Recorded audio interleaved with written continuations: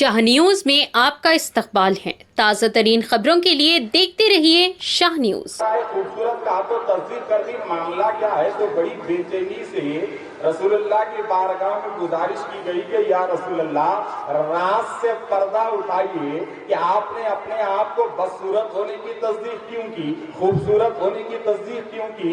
یہ راز غلاموں کے سمجھ میں نہیں آیا، اس راز سے پردہ اٹھائیے۔ تو اللہ کے نبی نے کہا کہ جانتے ہو میں نے ابو جہل کی بات کی تصدیق کیوں کی، اور یہ جاننا چاہتے ہو کہ میں نے ابو بکر کی بات کی تصدیق کیوں کی؟ تو اللہ کے رسول نے کہا تو سنو، میں تمہیں راز کی بات بتاتا ہوں کہ اللہ نے مجھے آئینہ بنا کے بھیجا ہے، میں حق کی جمال کا آئینہ ہوں، اور میری حقیقت کو کوئی نہیں دیکھتا، جو میرے سامنے ٹھہرتا ہے وہ مجھ میں اپنے آپ کو دیکھ کر فیصلہ کر لیتا ہے۔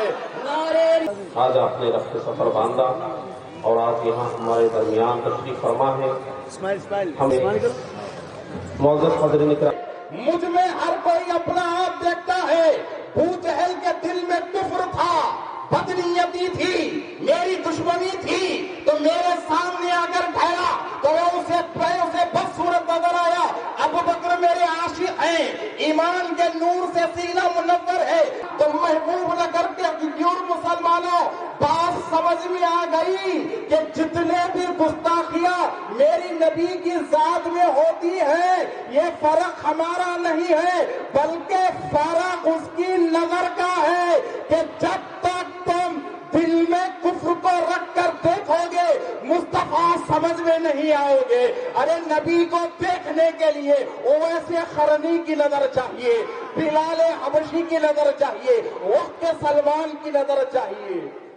تو میرے دوستو، تو اب ذرا دیکھیے جناب کہ گستاخیوں پہ گستاخیاں ہوتی جاتی ہیں، اور سارا ٹارگیٹ ہے ذات رسالت۔ کیوں آپ کو معلوم ہے؟ اس لیے کہ غیر سمجھا ہوا ہے کہ مسلمان کسی نام کے جمع نہیں ہوتا سوائے نبی کے نام کے۔ یہ حقیقت ہے، سوائے نبی کے نام کے کسی نام سے مسلمان جمع نہیں ہو سکتا۔ اور آج یہاں جتنے بیٹھے ہوئے ہیں، گھر گھر جا کر کسی کو نہیں بلایا ہے، بلکہ اللہ نے ان کے خون میں عشق مصطفیٰ ڈالا ہے، تو یہاں بیٹھے ہوئے ہیں۔ نہ کسی ادارے کے عاشق رسول ہے، نہ یہ کسی کے بنائے ہوئے عاشق رسول ہے، بلکہ اللہ نے ان کی ماں کے دودھ میں عشق رسول رکھا ہوا ہے، تو ہر سال جھنڈا اٹھا کر لبیک یا رسول اللہ کی صدائیں لگاتے ہیں۔ غلام ہے، غلام ہے، غلامی رسول میں نعرے رسالت۔ تو عزت اس کی ختم ہوتی ہے جس کی عزت دنیا کرے، شان اس کی ختم ہوتی ہے جو دنیا میں شان کا محتاج ہو، ذکر اس کا ختم ہوتا ہے جو دنیا میں ذکر کا محتاج ہو، محبت اس کی ختم ہوتی ہے جو خاندان کا محتاج ہو، چرچا اس کا ختم ہوتا ہے جو قبیلے کا محتاج ہو۔ مگر یہ دنیا کی پہلی شخصیت ہے جن کی ذکر کرنے والی صرف انسان کی زبان نہیں ہے بلکہ ذات مصطفیٰ، تو ایسی ذات ہے کہ ان پہ درود پڑھنے والا خود رب ذوالجلال ہے، ان پہ درود بھیجنے والا خود رب ذوالجلال ہے۔ تو یاد رکھو حضرات محترم، میرے نبی کا نام محمد ہے۔ کیا ہے رسول اللہ کا نام؟ محمد۔ اور محمد کے معنی کیا ہوتے ہیں جناب؟ بولو۔ محمد کے معنی یعنی ایسی ذات جس کی بہت زیادہ تعریف کی گئی ہو، تعریف ہونے والی نہیں، یعنی ایسی ذات جس کی بہت زیادہ تعریف کی گئی ہو، ایسی ذات کو محمد کہتے ہیں۔ اور تعریف کی گئی تو کب کی گئی؟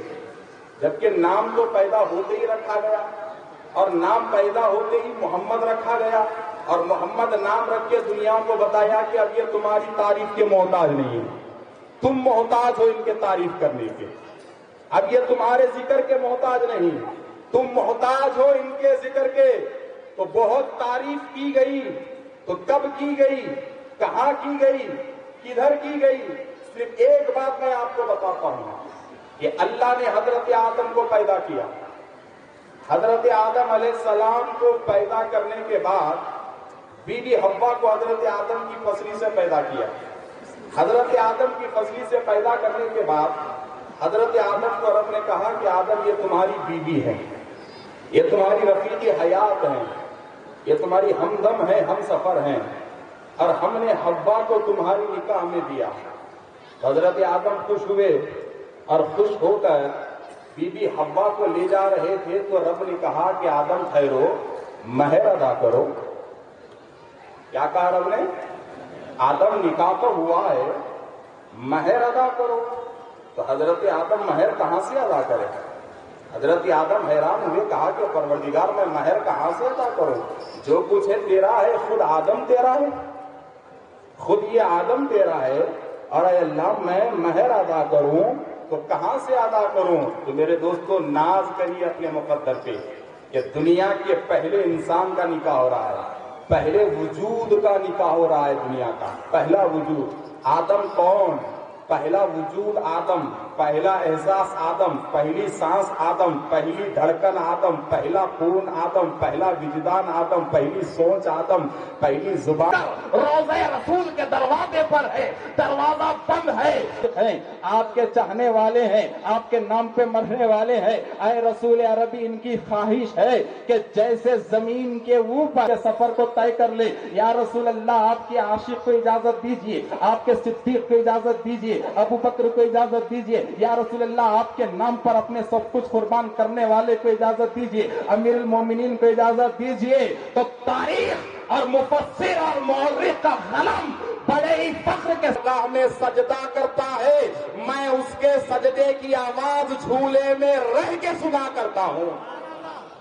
اس کے سجدے کی آواز جھولے میں رہ کے سنا کرتا ہوں. تو یہ نبی کی شان ایسی کہ یہ نبی جھولے میں رہے تو انگلی جدھر کرے چاند ادھر چلے جائے.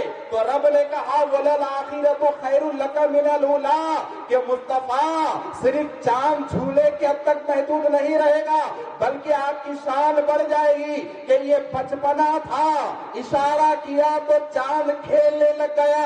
اب بڑے ہوئے تو نبوت کا دور آیا. رب نے کہا وَلَلْآخِرَةُ خَيْرٌ لَكَ مِنَ الْأُولَىٰ, کیا ہے حبیب آپ کی اور ایک شان بتاؤ کہ بچپنے میں انگلی ہلی تو چاند 2 ٹکڑے ہو گیا.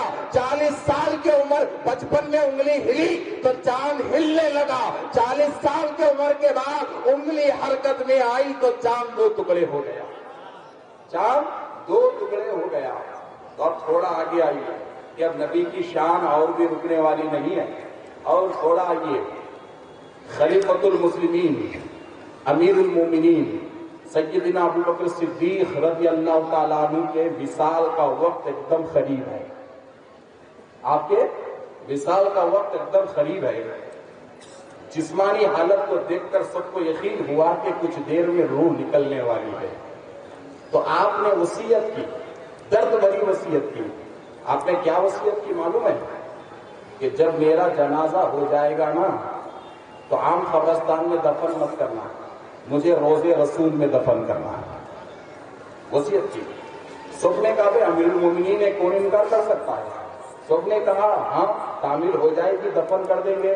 مگر آپ نے کہا نہیں, ایسے نہیں, پہلے میرے جنازے کو چوکھٹ پہ رکھنا, میرے جنازے کو چوکھٹ پہ رکھنا, اجازت لینا, اگر اجازت ملی تو دفن کرنا. دیکھیے وَلَلْآخِرَةُ خَيْرٌ لَكَ مِنَ الْأُولَىٰ, کہ حبیب ہم آپ کی شان کو روز بروز نہیں کرتے جائیں گے. کہا کہ اگر اجازت ملے تو مجھے دفن کرنا, ورنہ عام قبرستان میں لے جانا. تو کہا ٹھیک ہے ایسا ہی کریں گے. تو مسلمانوں ایک چیز یہاں میں بتاؤں گا کہ جب حضرت ابو بکر صدیق نے کہا کہ اجازت ملے تو دفنانا ورنہ نہیں دفنانا, تو اس وقت وہاں کوئی معمولی لوگ نہیں تھے. وہاں وہ بھی تھے جو فاروق کے لقب سے جانے جاتے تھے. بڑی اہمیت کر رہا ہوں, وہاں وہ بھی تھے جو فاروق کے لقب سے جانے جاتے تھے. اور فاروق کے معنی ہے حق و باطل میں فرق کرنے والا. اور وہاں حضرت عمر ہیں. کون عمر؟ جن کے بارے میں رسول اللہ کہے کہ عمر جہاں ٹھہرے وہاں شیطان نہیں. اور عمر جس گلی سے گزرے وہاں شیطان نہیں آتا. تو دو باتیں سمجھ میں آ گئی کہ عمر منصب فاروقی پر ہے، یعنی ان کے پاس باطل ہرگز جمع نہیں ہو سکتا. اور دوسری سند رسول اللہ نے یہ دی ہے کہ حضرت عمر شیطان کے وسوسے سے خالی ہیں. دوسری سند یہ دی ہے کہ وسوسے سے خالی ہے. تو اب حضرت عمر جو بھی کہیں گے بغیر شیطانی وسوسے کے کہیں گے. حدیث کی روشنی جو بھی کہیں گے بغیر شیطانی وسوسے کے کہیں گے. اب عمر کی زبان سے جو بھی نکلے گا حق نکلے گا. تو اب ایک بات میں پوچھتا ہوں کہ جب امیر المومنین حضرت ابوبکر صدیق نے کہا کہ اجازت لینا، تو عمر جیسے فاروق اعظم نے یہ کیوں نہیں کہا کہ خبر سے آواز کیسے آئے گی؟ ہے نا؟ وقت کے فاروق اعظم نے یہ کیوں نہیں کہا کہ خبر سے آواز کیسے آئے گی؟ اور تھوڑا آؤ، وہاں وہ بھی ہیں جو کامل الحیاء والایمان ہیں. وہاں وہ بھی ہیں جو کامل الحیاء والایمان بھی ہیں، یعنی وہ حیا میں بھی کامل ہے، ایمان میں بھی کامل ہے.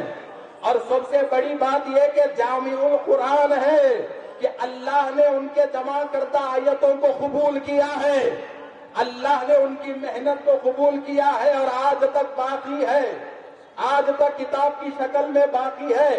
جامع القرآن ہے، کامل الحیاء والایمان ہے. تو اتنے بڑے حضرت عثمان غنی ہیں تو وقت کے کامل الحیاء والایمان کا منصب رکھنے والے عثمان غنی نے یہ کیوں نہیں پوچھا کہ اے ابو بکر کیسی باتیں کر رہے ہو؟ رسول اللہ تو وصال کر کے زمانہ ہوا، خبر کے اندر سے جواب کیسے دیں گے؟ کیوں ہمیں پھنسا رہے ہو؟ کیا یہ کہا؟ نہیں. کامل الحیاء والایمان ذو النورین جامع القرآن سیدنا عثمان بن عفان نے بھی کہا کہ اے ابو بکر وصیت پوری ہوگی، اے ابو بکر وصیت پوری ہوگی. اب ذرا آگے آؤ کہ اب وہاں وہ بھی ہیں جن کے بارے میں رسول اللہ نے کہا کہ میں علم کا شہر ہوں، علی اس کا دروازہ ہے. جن کے بارے میں بھی کہا کہ میں علم کا شہر ہوں، علی اس کا دروازہ ہے. اور یہ بھی کہا کہ میں حکمت کا شہر ہوں اور علی اس کا دروازہ ہے. گویا کہ علی کی شکل میں حکمت بھی وہاں ٹھہری ہوئی ہے، علی کی شکل میں علم بھی وہاں ٹھہرا ہوا ہے، علی کی شکل میں حدیث بھی وہاں ٹھہری ہوئی ہے، علی کی شکل میں فقہ بھی وہاں ٹھہری ہوئی ہے، علی کی شکل میں عدالت بھی وہاں ٹھہری ہوئی ہے، اور علی کی شکل میں حق و باطل بھی وہاں ٹھہرا ہوا ہے. تو میرے دوستو وہ علی جن کے بارے میں نبی کہے کہ میرے علم کا دروازہ علی ہے، میں شہر علم ہوں، اس کا دروازہ علی ہے، تو مولا علی کے پاس کتنا بڑا علم ہوگا. تو پھر علم علی نے ابو بکر کو کیوں نہیں روکا؟ علم علی نے حضرت ابو بکر صدیق کو کیوں نہیں روکا؟ کیا ہے ابو بکر صدیق خبر سے آواز کیسے آئے گی؟ ہمارے مہمان تشریف لا رہے ہیں حضرت علامہ مولانا. چلیے اب میں اپنے خطاب کو سمیٹ رہا ہوں، میرے دیے گئے وقت میں 10 منٹ باقی ہیں. تو اب ذرا دیکھیے حضرات محترم، تو جب بند دروازے کے سامنے حضرت ابوبکر صدیق کے جسم ہیں، آپ کے چاہنے والے ہیں، آپ کے نام پہ مرنے والے ہیں. اے رسول عربی، ان کی خواہش ہے کہ جیسے زمین کے اوپر سفر کو طے کر لے. یا رسول اللہ، آپ کے عاشق کو اجازت دیجیے، آپ کے صدیق کو اجازت دیجیے، ابو بکر کو اجازت دیجیے. یا رسول اللہ، آپ کے نام پر اپنے سب کچھ قربان کرنے والے کو اجازت دیجیے، امیر المومنین کو اجازت دیجیے. تو تاریخ اور مفسر اور مورخ کا قلم بڑے ہی فخر کے حضرت ابوبکر صدیق رضی اللہ تعالیٰ عنہ تھے. ان کو برداشت نہیں آیا، سب خاموش ہیں مگر زبان صدیق خاموش نہ رہی. وہ سامنے آئے اور بآواز بلند کہا، یا رسول اللہ، آپ کا یہ غلام ابو بکر بھی مکے کا بڑا تاجر ہے، میں بھی مکے کا بڑا سیٹ ہوں، میں نے بھی دنیا کو دیکھا ہے، میں نے بھی چپے چپے کو دیکھا ہے، میں نے بھی کئی قبیلوں کو دیکھا ہے، میں نے بھی کئی رنگوں کو دیکھا ہے، میں نے بھی کئی نسلوں کو دیکھا ہے، میں نے بھی کئی چمک کو دیکھی ہے، میں نے بھی دنیا کی ہر رونق کو دیکھا ہے. تو اے اللہ کے رسول، آج آپ آپ کے غلام ابو بکر کا اعلان ہے کہ یا رسول اللہ میں نے تمام دنیا کے ہر خوبصورتی کا نظارہ کیا ہے مگر اے اللہ کے رسول آپ کے غلام ابو بکر کی نظر نے آپ سے زیادہ حسین و جمیل کسی کو نہیں پایا. یا رسول اللہ آپ سب سے زیادہ حسین ہیں, حسین رہیں گے اور قیامت تک اللہ تعالیٰ آپ کے مثل پیدا نہیں کرے گا. قیامت تک آپ کے مثل پیدا نہیں کرے گا.